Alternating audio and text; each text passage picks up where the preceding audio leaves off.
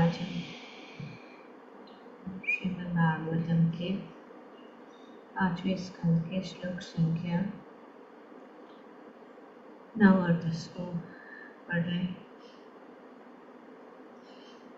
तो हम देखते हैं कि दक्ष प्रजापति की पत्नी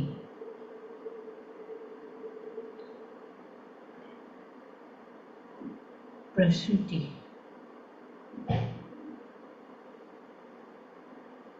उन्होंने देखा कि ये जो हुआ है ये बहुत ही गंभीर है और उन्होंने देखा कि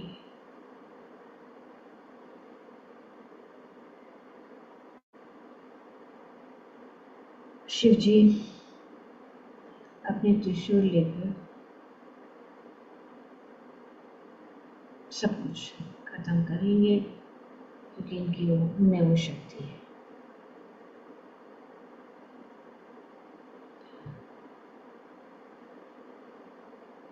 ये समझ गई कि शिव जी की शक्ति दक्ष की तुलना से बहुत अधिक है और उनको लगा कि ये जो हुआ है वो बहुत बुरा हुआ है और वे और वहाँ पर एकत्रित जो स्त्रियां थी अत्यंत आकुल होकर कहा कि यह संकट दक्ष के कारण सती की मृत्यु में उत्पन्न हुआ। ये सती की मृत्यु के कारण ये संकट आ पड़ा है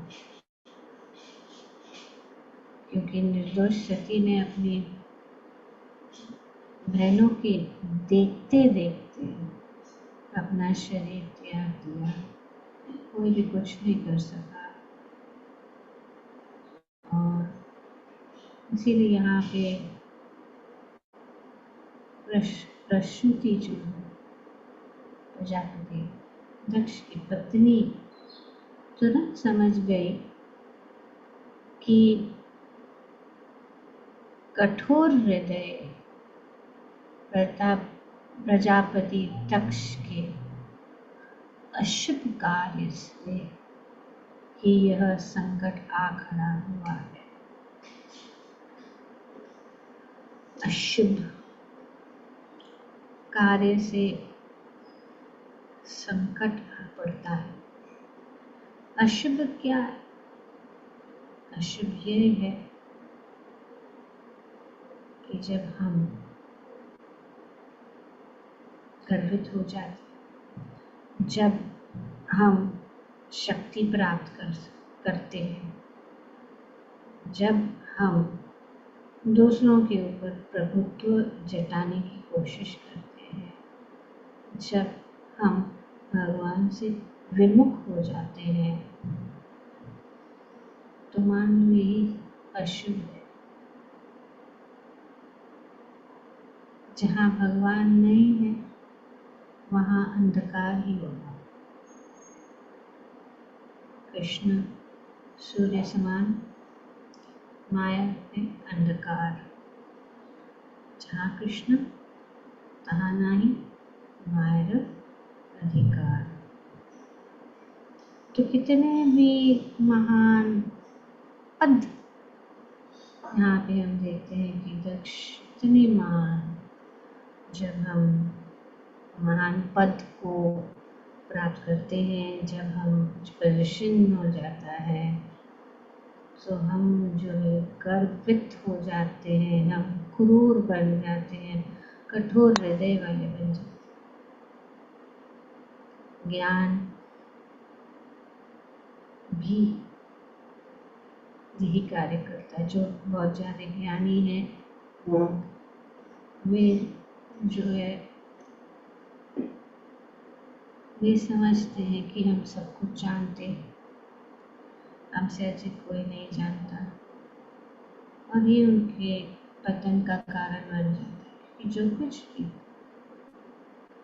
भगवान से ही प्राप्त होता है।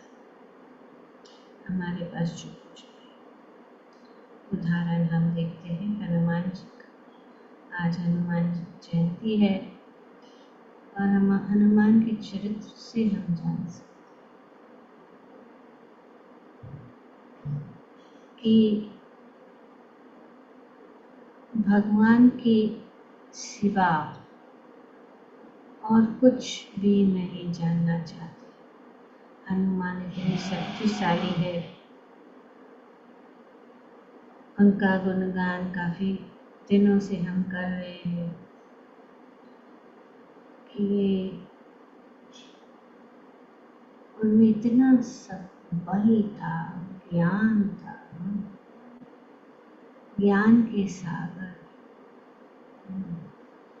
गुणों के सागर है, और वे कितने नाम बहुत शक्तिशाली ज्ञानी और महावीर है। फिर भी वे भगवान के सामने अपने आप को दास कहते। उनका पहचान क्या है? हनुमान जी का पहचान क्या है? रामदास हनुमान।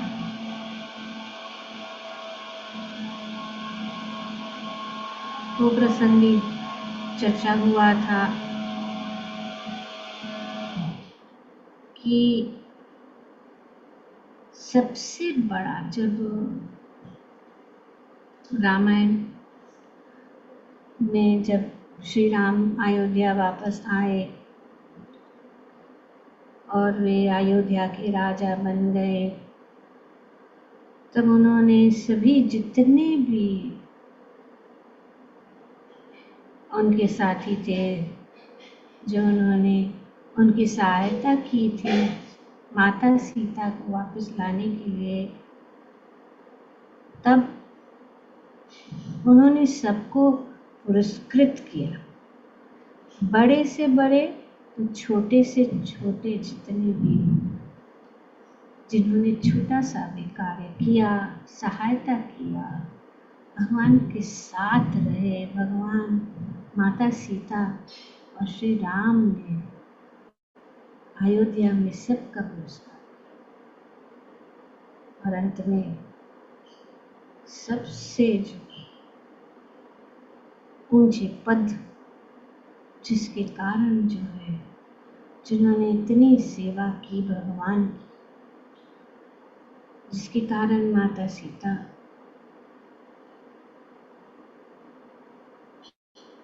को खोज कर श्री राम तक उन्होंने पहुंचा। तो जब वो पुरस्कृत किए जा रहे थे, तब श्री राम और माता सीता ने उनका बहुत गुणगान किया। भगवान स्वयं हनुमान जी का गुणगान कर रहे हैं। माता सीता स्वयं जो है हनुमान जी का गुणगान कर रहे थे। पर वो कैसे खड़े थे? अपने हाथ नीचे।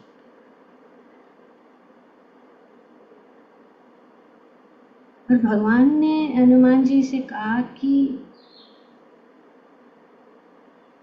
आपका जो ऋण है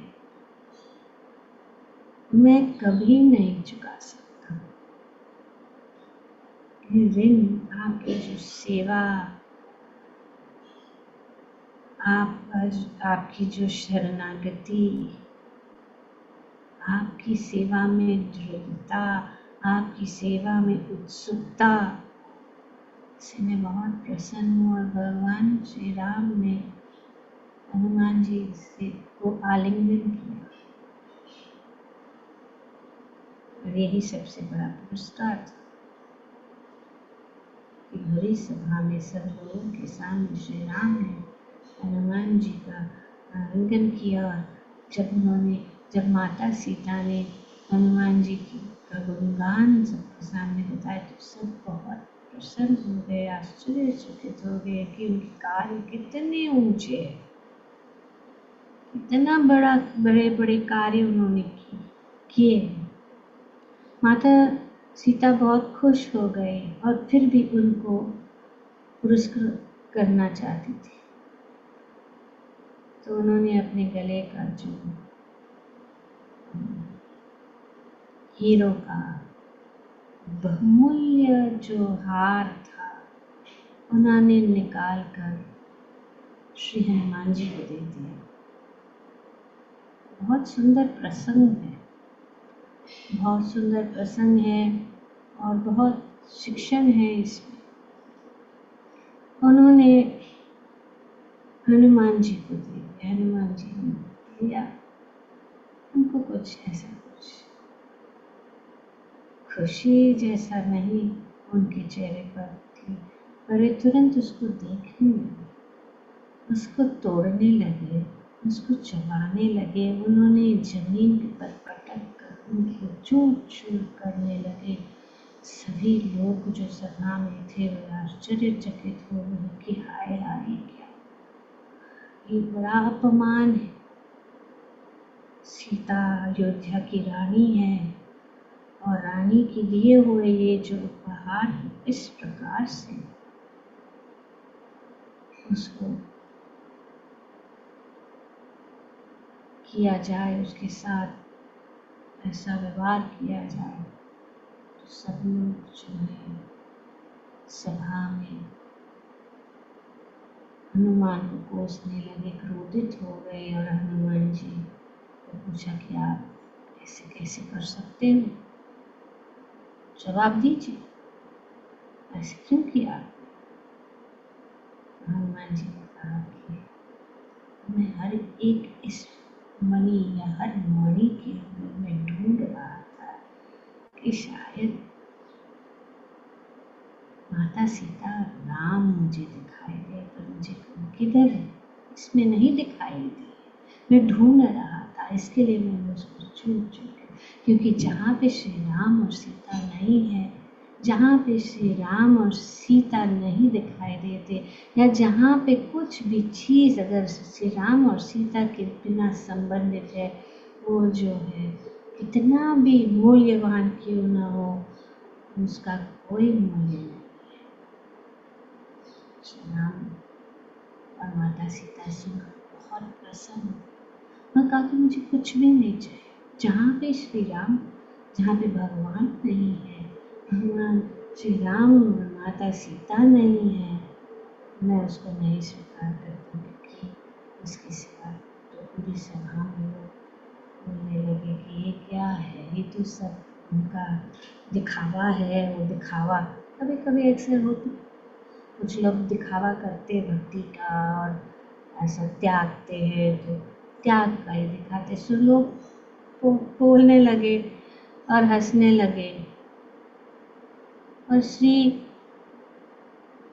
हनुमान जी से उन्होंने कहा कि क्या तुम सब जगह श्री राम, अगर श्री राम और सीता नहीं है तो तुम उनको स्वीकार नहीं करोगे, तो क्या तुम्हारे दिल के अंदर श्री राम और सीता है, बताओ। उन्होंने चैलेंज किया। तो हनुमान जी ने अपने नाखून से अपनी छाती फाड़ पूरे जो है सभा में सब लोग आश्चर्य, पूरा लहू जो बहने लगा। और उन्होंने जब उनका छाती को फाड़ दिया तो सब लोग ने देखा कि माता सीता और श्री राम उनके हृदय में विराजमान थे। ये है भक्ति श्री हनुमान जी यहाँ पे। और कितना सम्मान, कितना श्री राम ने कितना सम्मान, फिर भी वे नम्र, और यहाँ हम देखते हैं कि इतना बड़ा प्रजापति, उनका हृदय कैसा है? कठोर, कठोर। वो इतना क्रूर था कि अपने सबसे छोटी पुत्री को उनकी बहनों के समक्ष आत्महत्या करते हुए भी रोक नहीं सकता। ये अंतर भौतिकवादी विचार और भक्तों के। हम देखते हैं श्री हनुमान जी के प्रसंग में कि जब हनुमान जी कृष्ण वाटिका, अशोक वाटिका पहुंचे तो उन्होंने देखा माता सीता इतनी दुखी हो गई कि वे अपने आप आत्महत्या करने के लिए तैयार, बहुत दुखी हुए और उन्होंने उससे करने से बचाया। कैसे? श्री राम कथा सुनाकर, श्री राम का जो रामायण की जो गान, उन्होंने पूरी कथा श्री राम चरित्र, और जब माता सीता ने सुना तो वे शांत हो गए। उनको हृदय में आनंद और शांति प्राप्त हुई और उन्होंने आत्महत्या करने से अपने आप, ये जो विचार है उनके हाथ में से निकल गया। ये कैसी कथा, श्री राम कथा, श्री कृष्ण कथा। जब हम कृष्ण कथा करते हैं, श्रीमंत कथा कृष्ण पुण्य श्रवण कीर्तन हृदयन्तस्तुति अभद्राणि विद्यन्ते सुविदितम्। जब हम भगवान की कथा सुनते हैं, हमारे हृदय में परिवर्तन हो जाता है। हमें ध्यान पूर्वक सुनना है, ये कथा ही है। हम कोशिश करेंगे कि हम ऐसे बने, अच्छे बने, ये कार्य करें, वो कार्य करें, पर वो सफल नहीं होता, क्योंकि वो जो है शारीरिक स्तर या मानसिक स्तर पर है।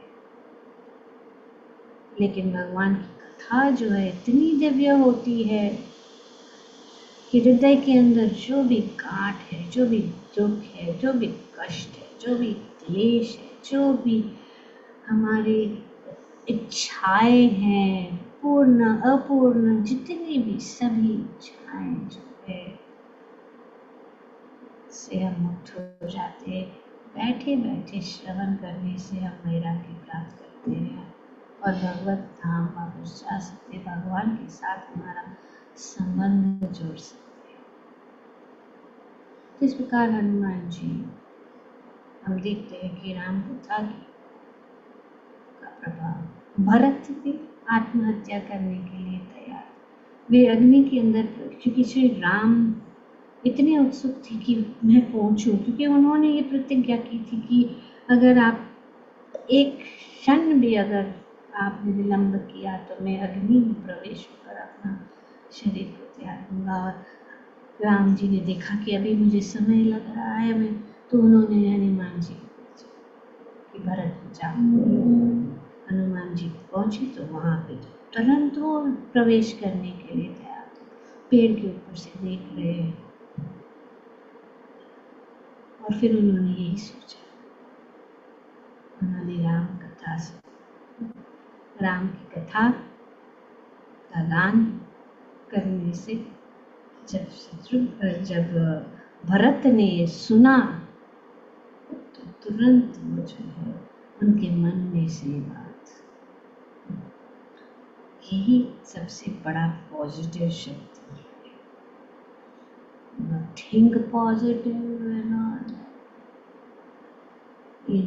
यहाँ हम देखेंगे कि कितना नेगेटिव चीज़ है, बस नेगेटिव चीज़ से हमें पॉजिटिव मार्ग मिलता है कि क्या होता है ऐसे करने से, क्योंकि हमें पता भी नहीं है कि हमें क्या करना चाहिए, हमें क्या नहीं करना चाहिए, हमें कैसे रहना चाहिए, हमारा बिहेवियर कैसा होना चाहिए। ये शिक्षा इसीलिए वो इतना क्रूरकार है।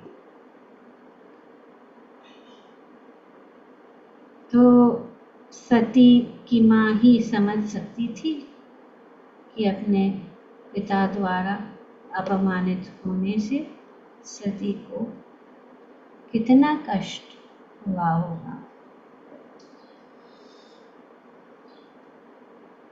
अभी कहते हैं वुमेन एम्पावरमेंट। कौन कहता है कि women were not empowered? यहाँ पे माता प्रसूति इतनी ऊंची बात बता रही है जो दक्ष को भी नहीं समझ में आई। माता देवहूति, माता कुंती, माता गंधारी। ऐसा नहीं था कि प्राचीन काल में स्त्रियों को शिक्षण नहीं मिल रहा था, उनको सही शिक्षण मिल रहा। आज क्या शिक्षण मिल रहा है? तो पर उठो, walk shoulder to shoulder with the man. ठीक है, वेरी गुड थिंकिंग, बट उसका परिणाम कुछ हुआ। और पुरुष भी सोचता है कि मैं स्त्री से ऊंचा हूं, और इसके लिए आज स्त्रियों का आदर नहीं हो रहा। इसीलिए है क्योंकि अज्ञानता के कारण उनके पास दिव्य ज्ञान नहीं है। उनको पता नहीं है कि स्त्रियों का क्या कर्तव्य है, पुरुष का क्या कर्तव्य है, हम कौन है। जब तक हम नहीं जानते, कितना भी कोशिश करो सोसाइटी में, ये अच्छी बात है, कुछ तो हो रहा है, लेकिन कितना रिजल्ट बताइए मुझे। स्टैटिस्टिक्स क्या है? क्या वे स्त्रियां खुश है? क्या पुरुष खुश है? कोई भी खुश नहीं हो सकता जब तक भगवान के शरण में न आए। ये जो वैदिक ज्ञान है उनको उन तक ना पहुँचे। हमारा कर्तव्य है, जितने भी लोग यहाँ पे उपस्थित हैं, 29 पीपल, अगर 29 पीपल और 29 पीपल को लाए, पर हम ही शास्त्र को ठीक से नहीं समझ रहे, हम ही कन्विंस नहीं है, हम भी यहाँ वहाँ जा रहे, इसके लिए हमें कॉन्फिडेंस लोगों को ज्ञान अपने चरित्र, अपने आचरण से हम लोगों को आकर्षित कर सकते हैं, साथ मिलकर, अकेले नहीं। और संघ है यहाँ पे, संघ में उनको लाकर भगवान की ओर ले जा सकते हैं। तब जो है इस प्रॉब्लम सॉल्व। जब तक हम नहीं जानते भोक्तारण्य के तत्संग सर्वलोकनाश के भोक्ता भगवान है, और वे ही हमारे सुहृद हैं, वे ही हमारे हितैषी है, असली हितैषी। तो इस प्रकार से अपमानित होने के कारण सती अन्य सभी बेटियों के साथ ही उपस्थित थी, और दक्ष ने जानबूझकर उसे सम्मान नहीं दिया, और जो सब समझ गए। क्यों? क्योंकि वह शिव की पत्नी थी, इसके शिव जी की पत्नी होने के कारण। और आज समाज में ऐसे ही हो रहा है, घर घर में द्वेष, विराग और द्वेष के कारण अशांति। पर ये जो है उसका परिणाम यही होगा कि जीवन जिसके लिए दिया गया है उसका हमें लाभ नहीं मिल पाएगा। और फिर पुनरपि जननम पुनरपि मरणम पुनरपि जननी जठरेश्वर। तो इस विचार से दक्ष की पत्नी को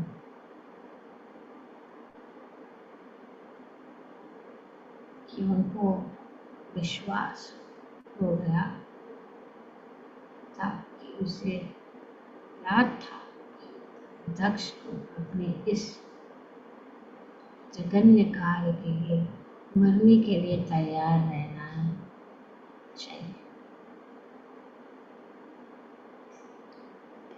शास्त्र की दृष्टि यहाँ हम देखते हैं गलत है वो गलत है, क्या कर सकते यहाँ ग्रंथराज श्रीमद् भागवतम की जय। हमने सोचा कि 10वां श्लोक करेंगे।